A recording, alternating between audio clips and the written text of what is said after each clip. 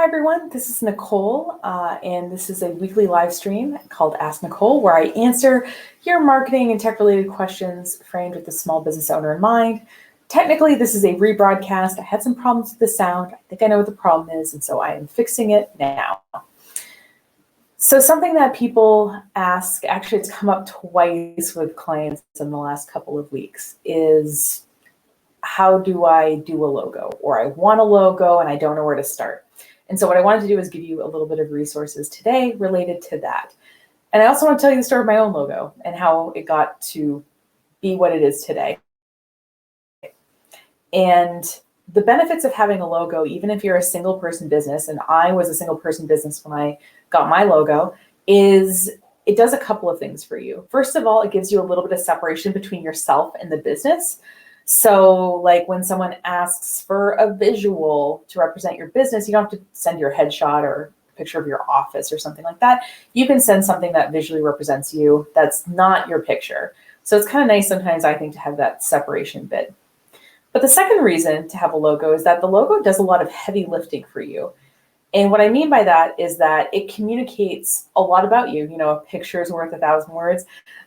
It communicates kind of the style of your business, what maybe demographic your business is for, and you do this all through, colors and fonts and, image treatments and that kind of thing.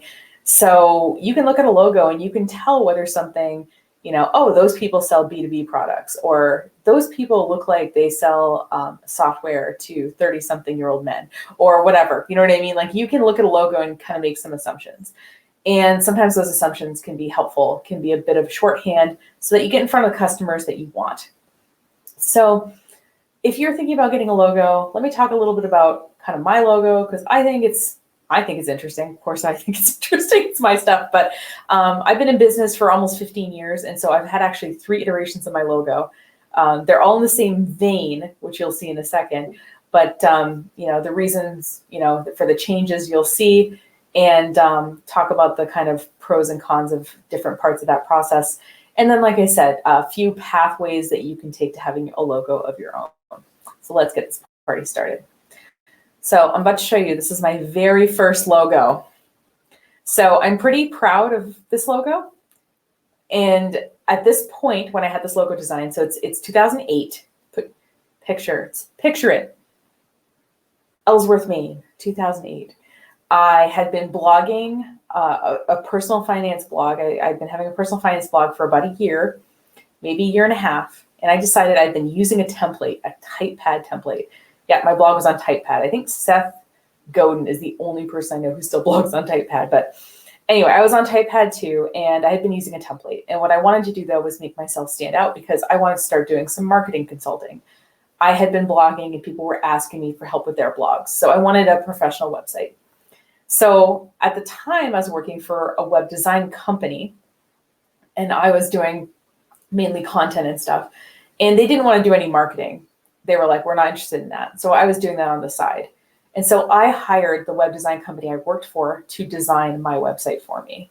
Now, it was funny because normally, work with my boss and my other colleagues on projects. But now I was their client. And so it kind of gave me actually a pretty good view of how it was like to work for them or with them. Yeah, I guess I wasn't working for them. They were sort of working for me. But I think, honestly, yes, it was slightly awkward and stuff, but I thought that my boss at the time, handled it really well. And so he actually designed this logo. This was like the 3rd logo that he had tried a couple, and I really didn't like the other 2. And because there's a certain amount of revisions in the process, right? I was like, oh, I hope I like the 3rd one, because 3rd time is the charm and 3rd time's what's in the budget. And so when he showed me this, I was like, yes, I really like it. Now, I should preface this by saying that I told him I wanted there to be pink somewhere in the logo, or it to somehow indicate that I was a female-owned company. I know that right now it's not real fun to be a woman in tech generally, but it was even less fun in 2007, 2008, especially when I looked a lot younger and was a lot younger. People were kind of ridiculous. And what I wanted to do was head off anybody who did not want to work with a woman. I wanted to just have them see this logo, know I was a woman, and get out of there. So I thought this would do a great job of communicating that. And I thought it was great she was typing because I had the blog, right, where I'm writing, and I also wanted to do the marketing company. So the lady typing kind of encompassed these two things I was doing and also gave me room in case I wanted to potentially do other things in the same space. I ended up, for example, blogging for other people. I ended up doing newsletters and things like that. So because this wasn't tied to a particular website, it gave me a lot of room to move around. So I lived with this logo for, 7 years, something like that. I told you I make a decision, I stick with it. But I was working with my friend Alice at a time, so Alice started working with me, and she is coming from a strong kind of animation / image background. And so she sat me down one day and said, Nicole, I really don't like the logo. I want to redo it. And I said, okay. I said, but I want it to kind of stay in the same vein because I like the idea that this logo gives us room to move. It communicates what we do without being tied to Facebook or Twitter or any particular platform. And so she said, okay. And so what she ended up doing was, a little bit of image reworking of our typing lady. So as you see in this version, she's a little bit more modern. The colors are it still says a woman-owned company without being quite so pink. And, as you get older, you're like, okay, yeah, this is definitely more my style. I'm trying to remember what year this was done in, maybe 2013 or 14, something like that. And so she gave our typing lady a more modern haircut, gave her some glasses. And as you see, though, it kept a lot of the same elements of the first logo. But it, just kind of made it pop a little bit. Now, what was handy too about having Alice around was that if we ever needed a logo, if we ever needed this reworked for something in particular, we could say, oh, hey, can we get, a cover image for LinkedIn? Or, hey, can we get her holding a cell phone? And because Alice was in the company, she was able to kind of do that. So we had a lot of flexibility there. So I lived with this logo for, another 5 or 6 years. And then I was having lunch with my colleague, Marty. So Marty owns Studio 3 Designs in Ellsworth, Maine. And he is a pretty prolific logo designer. He's done a lot of logos in the Down East Maine area that you probably have seen if you have driven around Down East Maine. And he's done work for other companies too, but just a lot of local work too. And so we're having lunch and we're talking, and he said, Nicole, we've been doing a lot of work together and I really appreciate that. And as part of that, I want to help you redo your logo. And so I said, oh, I didn't realize it needed redoing. He said, yeah, well, her hair needs to be a little smoothed out, and I want to give you a vectorized logo. And so what he did is he reworked our typing lady yet again, and this is her now. So I have this is the laptop version. She also has a desktop version where she's on a flat screen. But as you see, her computer's a little more modern. And then, there's just some of the points are a little finer. Like I said, her hair is a little bit smoothed out. And he also vectorized the logo, which means I can resize it and it's going to stay crisp no matter what size that it's at. And also, because he's not within the company, he gave me a bunch of versions of this logo. He gave me black and white versions of the logo. He gave me square and rectangular versions of the logo. So there's a square version in grayscale. So he kind of really thought through the kind of files I would need. And he also gave me the original logo file so I could work with it.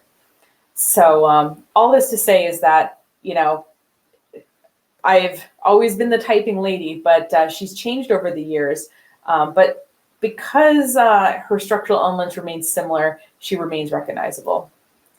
So other than knowing that I hate revisiting decisions I've already made, what's there to learn from this process? Well, I kind of learned what it's like to, work with somebody who does kind of logo design as part of a process. In my case, having a website designed. So the logo was just something that needed to be done as part of the work that I wanted done, right? As part of having a website. But I didn't sit down and just go through a whole logo design process. It was kind of a mini process within the website one. The second thing, right, is having a staff member do it. So having there be conversations, having someone be within the company and sort of able to make changes or create versions of it that we're able to use later. And then I also, saw what it was like to work with somebody who like basically does logos. Like that is their life's work. They ask, questions, or they, and they sort of come up with something that you really like. And yeah, so this is great. You're like, Nicole, you've been talking about yourself for 10 minutes. So what do I do for my logo? Okay, we're getting there. So I want to talk about some options with the logo. So the first option I want to talk about is having what's called a logo contest. Now, the thing with a logo contest is, and I'll share one here. So this is called 99 Designs, which you might have heard of, but there's other logo design kind of contest websites. So let's take a look at like this, this one here. So basically what you do is you write down the kind of project that you want. You answer some questions, that kind of thing. And then you see, so people bid on it, right? And so they give you basically a version of the logo, kind of like their best first draft. And what's nice about this is you get to see a lot of, there we go.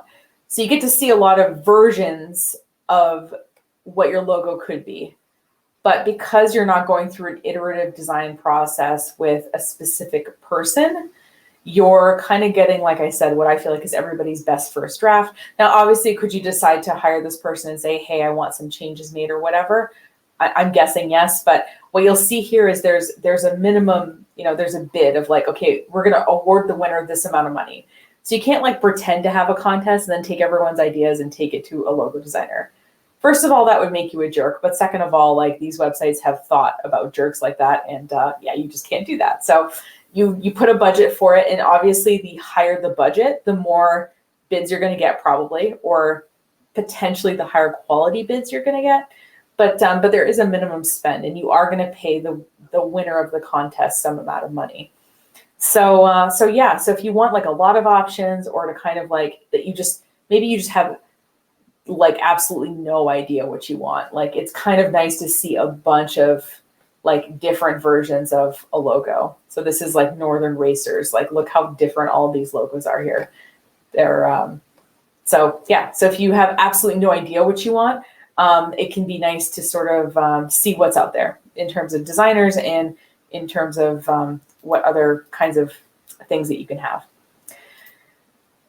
Now, a second way you can go is if you say, well, I kind of see what you mean about working with someone, Nicole. Like I kind of see like that having that ongoing relationship is going to be like helpful, like so that we can draft things, so they can get to know me, so that they can ask me questions to pull things out of me that maybe I wouldn't have necessarily given out otherwise. So a logo freelancer is somebody who does logo work.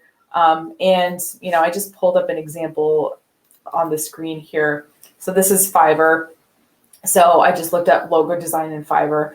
And as you see here, like we can sort of like pick a sort of style of logo, and that will narrow down the amount of people, because right now there's 13,000 services. So let's say that I want a hand-drawn logo. Like that's my style. I like stuff that's hand-drawn. So now it's cut it down from 13,000 to 700 or 745. So, and yeah, I'm not ready to sign in yet. So what you can do is you can kind of look through, see if someone's kind of your style, and you can work with them. So as you see here, the prices can really vary typically. And the other thing too, so this is, for example, let's just pick this one starting at $45. So most of these people have different levels of packages that you get. So let's compare them. And obviously the more you pay, theoretically, the more you get in terms of like benefits. So extra fast, so the base price is $45. For extra fast delivery, you're going to be paying $20. The original source file is another $20. Social media kit and stationery design. So, so suddenly if you're adding on these things, you're getting, more than $45, which is totally fine, because I feel like $45 is pretty low for a logo. So, you can have that kind of experience of working one-on-one with a designer, maybe without the sticker price of, say, working with a professional who's been doing it for 30 years. I mean, obviously that's a higher price point. A third option is to use a logo generator. So I like this for when you need something. So I'll just show an example one. Like I was doing a workshop and I just wanted it to have its own brand. I wanted to call it Making More Bacon. It was going to be a food marketing workshop. So I was like, you know what? I don't want to go through a whole logo design process to do this. I just want something that's going to, like, I can put on a flyer or I can put on the event ticket, something like that. So this is Shopify's logo generator, but if you just Google free logo generator, you'll get a ton. But I just want to give you an idea. It's going to ask you some general questions. So let's see. So I'm going to say services. I'm going to pretend I'm going to pretend Making More Bacon is a thing. All right, I got to click next. And yeah, I don't know. Maybe I want it vintage looking. Sure. I can pick styles. So I'm going to pick vintage and I don't know if I want youthful, modern, innovative, friendly. Oh, I can pick up to 3. I see. Okay. I just picked 3. There we go. And so let's do,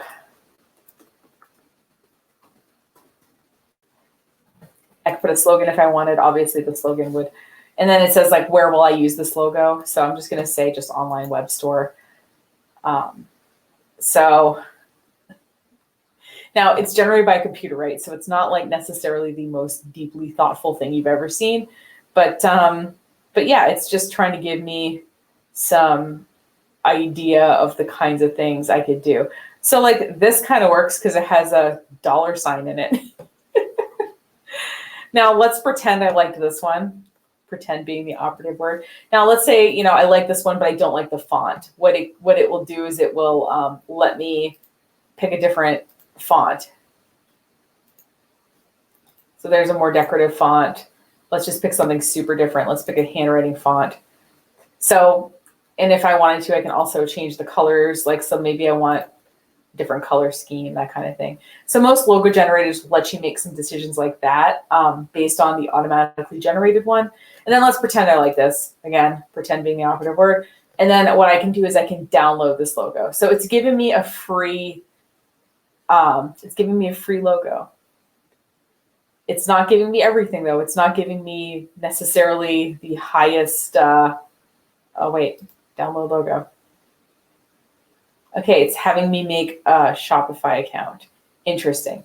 Okay, so point being is usually the free logo generators are not going to give you like the original source files and like a lot of sort of like design revisions and all that. It's going to be pretty bare bones.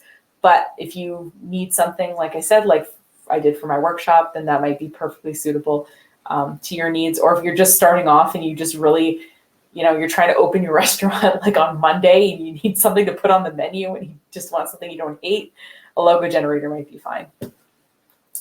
And finally, working with a professional designer, I think I sort of talked about the benefits of that, which is that this person is going to have a lot of experience designing logos, taking people through that process. It's definitely something not everybody is good at. I know of 2 people who are really good at it that I recommend, and I'm happy to give you their names if you message me. But yeah, it's definitely something, it's a real collaborative thing because this person is designing something that's going to be your visual identity. So you have to kind of trust this person, and you have to have a good working relationship with them. And they have to think about things like you're going to need a square version of the logo and you're going to need a grayscale version of the logo because you're not going to always want to print it in color, that kind of thing. So obviously looking at someone's portfolio will give you a really good idea. And talking to your friends whose logos you like in business, maybe they all got their logo created by the same person, and that's a good person for you to go to as well. All this to say is that having a logo, it's okay. You're going to start with something, and maybe it's going to be like me in 2008, where I was perfectly happy for a while, and then maybe you're going to redo it, and that's totally okay. I feel like a lot of these decisions feel like they have to be permanent, but they're kind of not. And what you want to do is just make the best decision for yourself now. And you're going to be able to use this information to make really nice social media posts. If you need t-shirts made, all that stuff, the logo kind of helps make a lot of those decisions for you. So taking the time to do it well, I think, or at least do it in such a way that you don't hate it is, I think, a good use of your time. So thanks so much for watching. I'm going to throw up my social media links here on the screen, so you can contact me on any one of those platforms. There's other ones too, but those are the ones I'm somewhat on. And yeah, and feel free to send me your questions or thoughts or ideas, and I would love to hear from you. Thanks so much. Have a great rest of your day, and I'll see you next week. Take care.